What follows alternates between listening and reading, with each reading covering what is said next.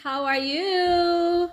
Blessed Saturday, everyone! Yan. Gusto ko lang i-flex po sa inyo ang aking earnings ng bonus. Yan, dito kay Lodomets. Ang akala ko ay hindi siya legit. Pero ngayon ko napatunayan na siya ay legit, guys! Kaya more on sharing, more on comments, more on uploading pictures dahil ito po ay sobrang legit. Kaya yung mga hindi naniniwala or medyo nagdadalawang isip, huwag na kayong magdalawang isip. Ito na, i-reveal ko ng aking earnings.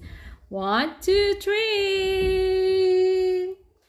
Hey!